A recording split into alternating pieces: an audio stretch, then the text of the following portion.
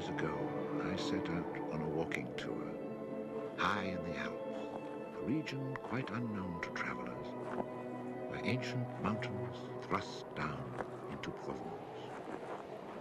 The trek began on barren moors, 12 or 1,300 meters above sea level, through land that was bleak and monotonous.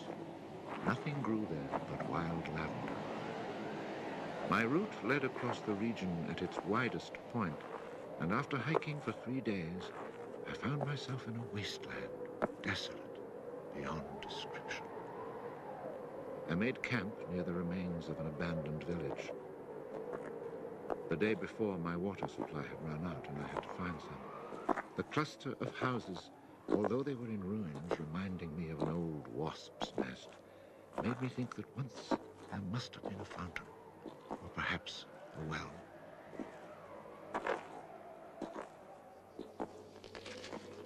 There was indeed a fountain, but it was dry. The roofless houses, eaten away by wind and rain, and the chapel, with its crumbling belfry, stood arranged like houses and churches in a living village. But here, life had vanished.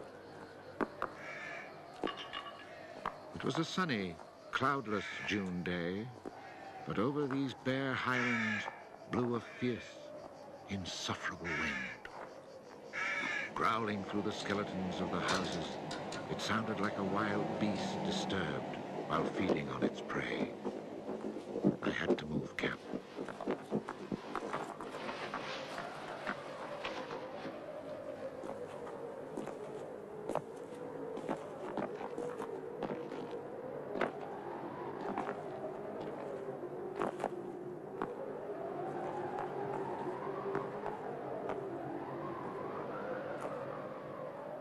After 5 hours of walking, I still had found no water, and I could see nothing that gave me hope of finding any. Everywhere, I came upon the same drought, the same coarse weeds.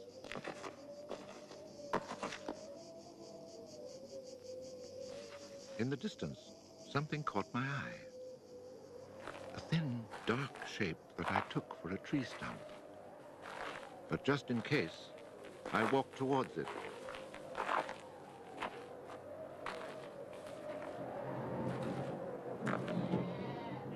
It was a shepherd, and beside him, resting on the burning ground, lay about 30 sheep.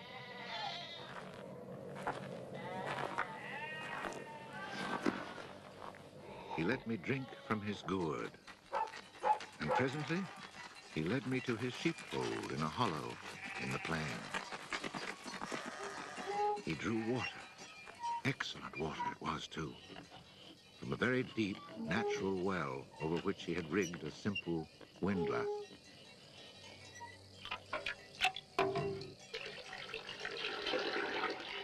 The man spoke very little, often the way with people who live alone, but he appeared sure of himself and confident in his assurance. It all seemed somehow strange in this barren land. He lived not in a hut, but in a real house, a stone house, whose walls clearly showed how his own labor had repaired the ruin it had once been. Its roof was solid and strong, and the wind on its tiles sounded like the sea upon the seashore. Inside, it was neat and tidy, dishes washed, floor swept, shotgun oiled. His soup simmered over the fire.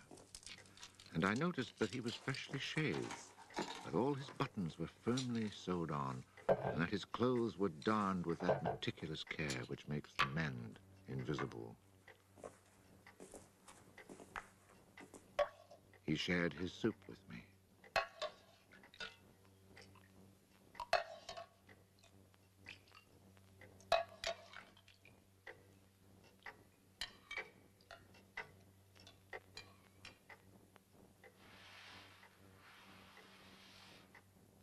When I offered him my tobacco pouch, He told me he did not smoke.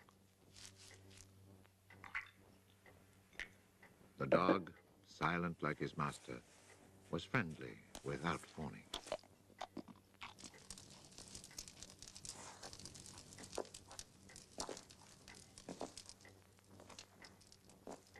It had been agreed that I would spend the night.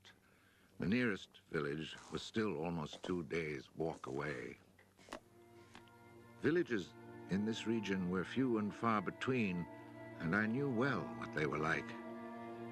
4 or 5 of them were scattered over the slopes of these highlands, each one at the very end of a cart track among copses of white oaks.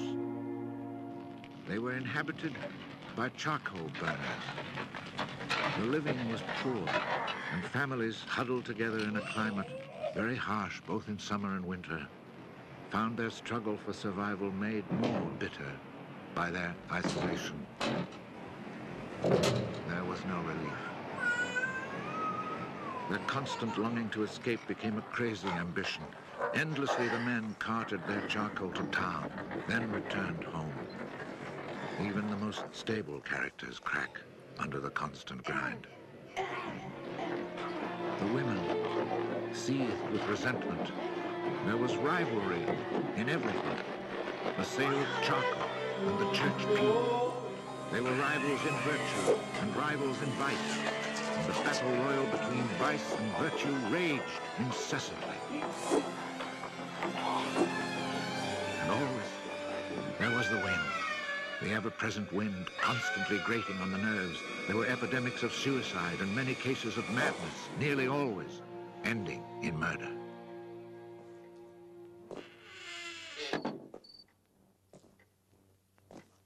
The shepherd, who did not smoke, went to fetch a little sack, and onto the table he emptied a pile of acorns. He began to examine them very carefully, one by one, separating the good from the bad. I sat, smoking my pipe. I offered to help, but he told me it was his work, and indeed, seeing how very carefully he carried out his task, I did not insist. That was the only time we spoke. When he had set aside enough acorns, he divided them into piles of 10. As he did this, he discarded the smaller ones, or those that were cracked, for now he was examining them very, very closely.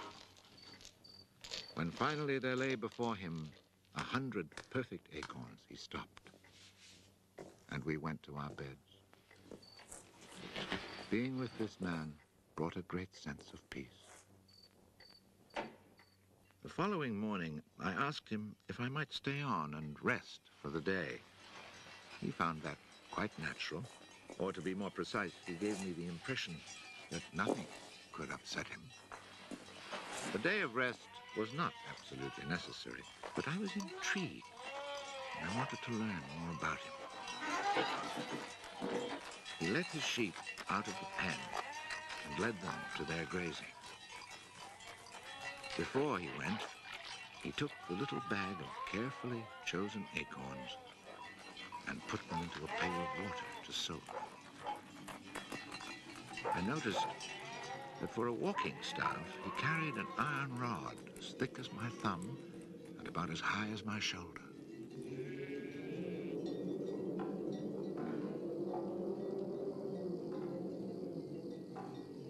Pretending to take a leisurely stroll, I followed him at a distance, but keeping on a parallel path with him. The pasture for his sheep was down in a dell. Leaving his dog in charge of the little flock, he began to climb towards me where I was standing. I feared he was coming to reproach me. Not at all. It happened to be on his way, and he invited me to go with him if I had nothing better to do.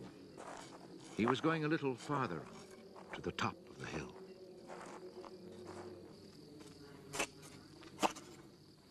When we reached his destination, he began to drive his iron staff into the ground. He made a hole, dropped in an acorn, and filled in the hole.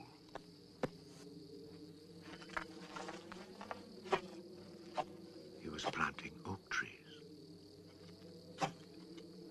asked him if he owned the land. He said no. Did he know who owned it? He did not. He thought it was common land, parish property, or perhaps it belonged to people who did not care about it. That did not concern him. So with infinite care, he planted his 100 acorns. After the midday meal, he began to sort out more of his acorns. I suppose I must have been quite insistent with my questions, because he answered me. For 3 years, he had been planting trees in that desolate country. He had planted 100,000. Of the 100,000, 20,000 had come up. Of these, he still expected to lose half, either to rodents or to any of the unpredictable things which only Providence can account for. That left 10,000 oaks to grow on this tract of land where before there was nothing. It was then that I wondered about the man's age. He was clearly more than 50. 55, he told me. His name was Elzéar Bouffier. He had owned a farm down in the lowlands. It had been his life. He had lost his only son, and then his wife, and had withdrawn into this solitude where he was content to live quietly with his lambs and his dog. It was his opinion that the land was dying for lack of trees. He added that having nothing very important to do himself, he had resolved to remedy this state of affairs. I was young and only thought of the future as it affected me and my search for happiness. So I told him that in 30 years, those 10,000 oaks would be magnificent. He answered quite simply that if God granted him life, in 30 years he would have planted so many more that these 10,000 would be like a drop of water in the sea. Already he was studying the growth of beech trees and had a nursery full of seedlings grown from beech nuts. They're quite beautiful. He was also thinking of birches for the dales, where he told me there was moisture just below the surface of the soil. The next day, we parted. The following year came the First World War, in which I was engaged for 5 years. An infantryman was hardly likely to have trees on his mind.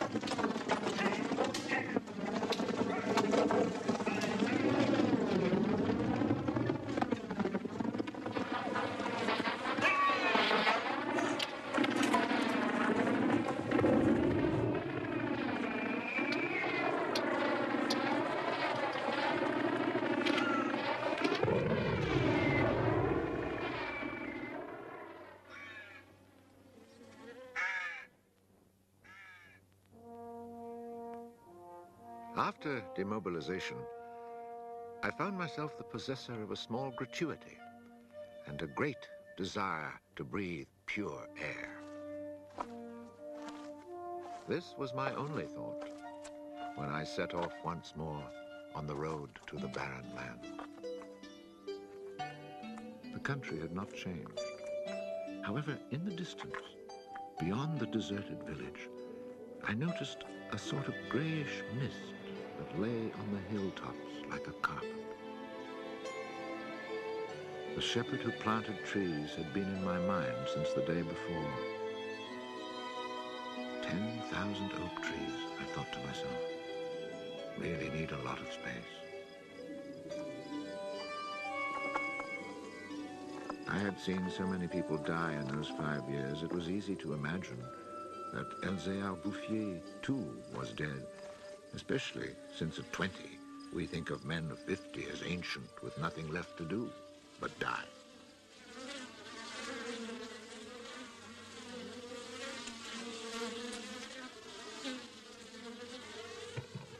He was not dead. He had changed his occupation. He had only 4 sheep left, but now he had over 100 hives of bees. He had given up sheep because they threatened his young trees. The war had not disturbed him, and he had calmly continued his planting. The oaks of 1910 were now 10 years old and taller than either of us. It was such an impressive sight, I was struck dumb.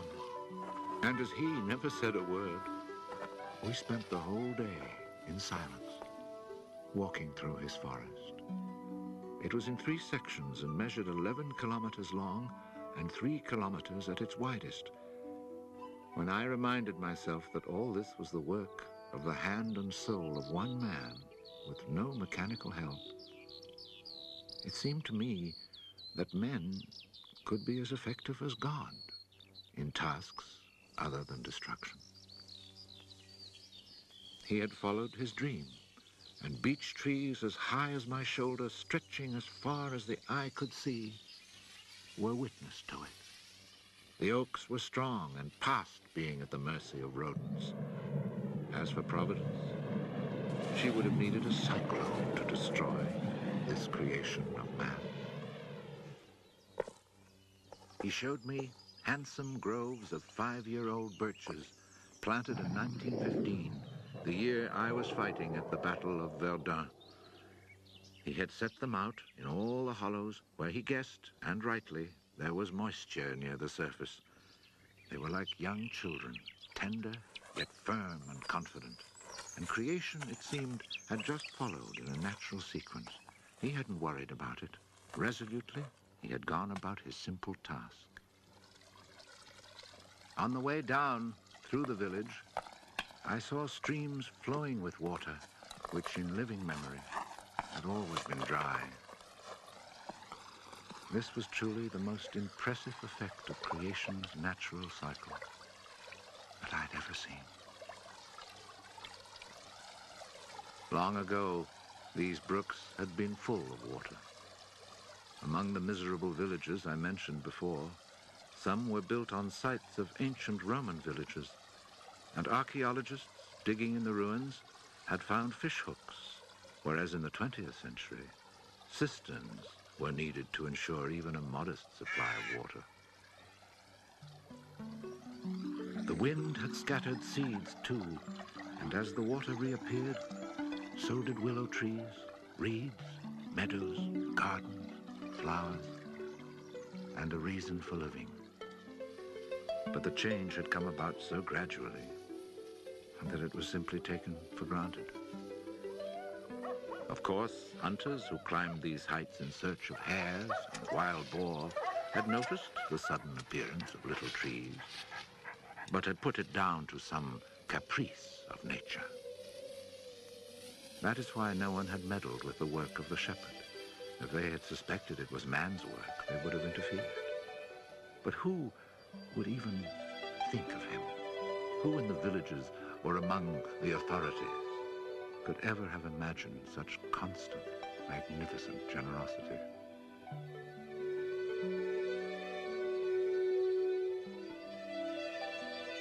Each year from 1920 on, I paid a visit to Elzéar Bouffier.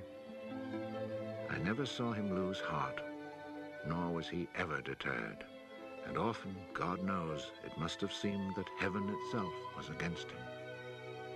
I never tried to imagine his frustrations, but to achieve such an end, he must have had to overcome many obstacles.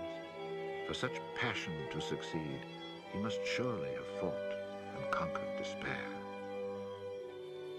We must remember that this exceptional man had worked in utter solitude. Solitude so complete that towards the end of his life, he had lost the habit of speech. Oh, perhaps he saw no need for it.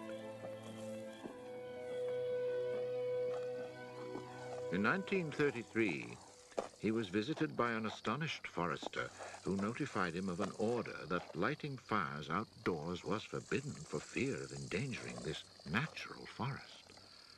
It was the first time, the forester told him naively, that he had ever seen a forest grow of its own accord.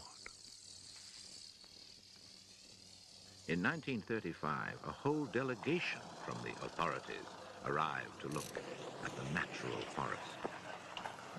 There was a high-ranking official from the forestry department, an elected member of parliament, technical experts. And there was a great deal of talk. It was decided that something must be done. Fortunately, nobody did anything except for the one good thing. The forest was placed under government protection and charcoal burning was prohibited. For it was really quite impossible not to be enchanted by the beauty of these young, healthy trees. And they had even managed to cast their spell over the Member of Parliament.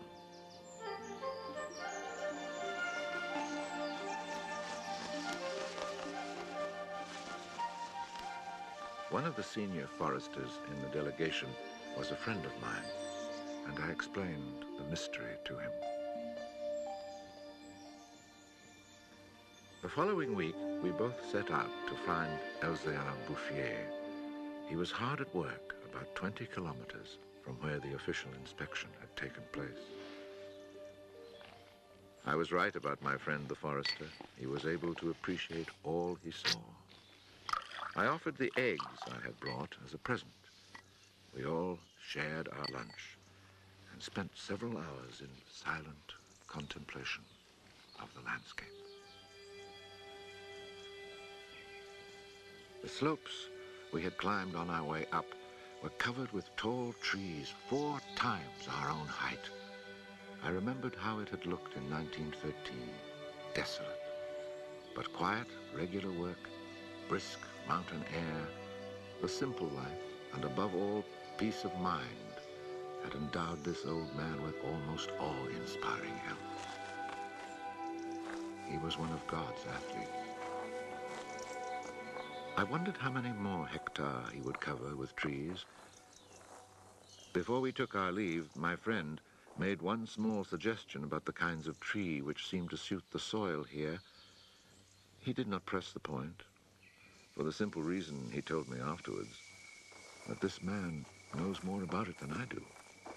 The idea must have been turning over in his mind, for after we had walked for an hour, he added, he knows more about it than anyone else in the world.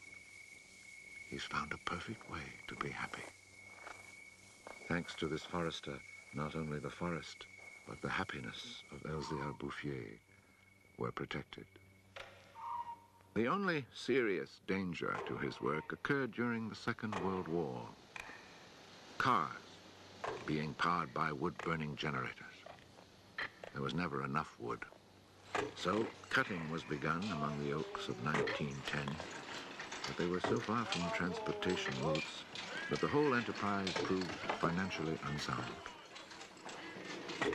It was abandoned.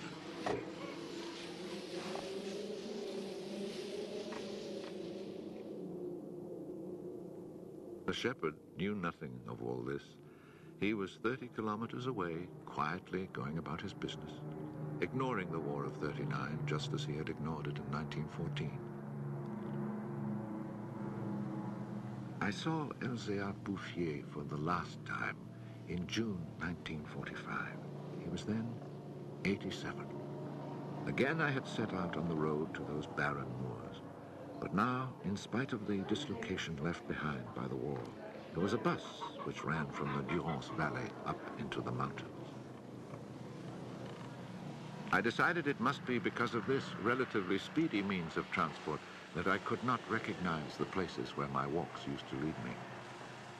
It took the name of a village to reassure me that I really was in that region that had once been desolate and abandoned.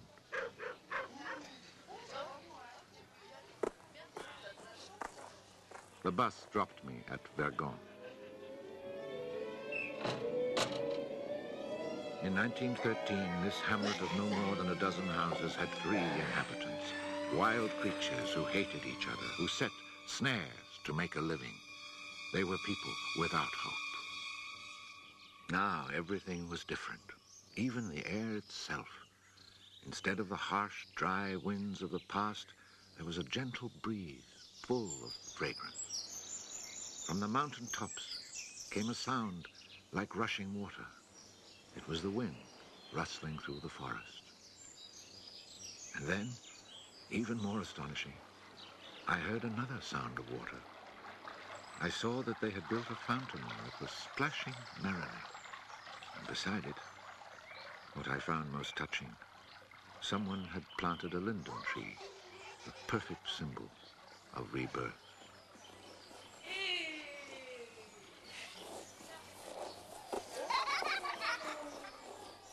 Moreover, Verdun showed signs of the kind of labor that only hope can inspire.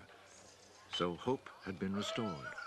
Ruins had been cleared and crumbling walls torn down. The new houses, freshly rough-cast, stood in kitchen gardens where flowers and vegetables grew in orderly confusion. Roses and cabbages, snapdragons and leeks, celery and anemones.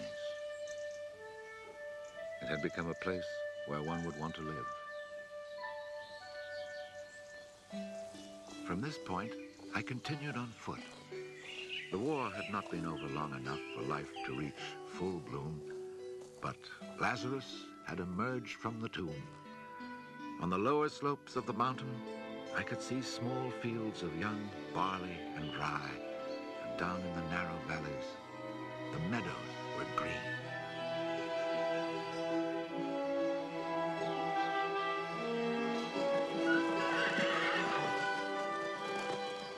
It has taken only 8 years since then for the whole countryside to glow with health and prosperity. Where I had seen ruins in 1913, there now stand clean, freshly plastered farmhouses, evidence of happy, comfortable lives. Dry springs fed by snows and rains, now conserved by the forest, have begun to flow again. In the maple groves, each farm has its fountain brimming over onto carpets of fresh mint. Bit by bit, the villages have been rebuilt. People have come to settle from down in the plains where land is expensive. They have brought youth, life, and the spirit of adventure. On the roads, one meets people glowing with health, and boys and girls laughing as they enjoy their rustic pleasures.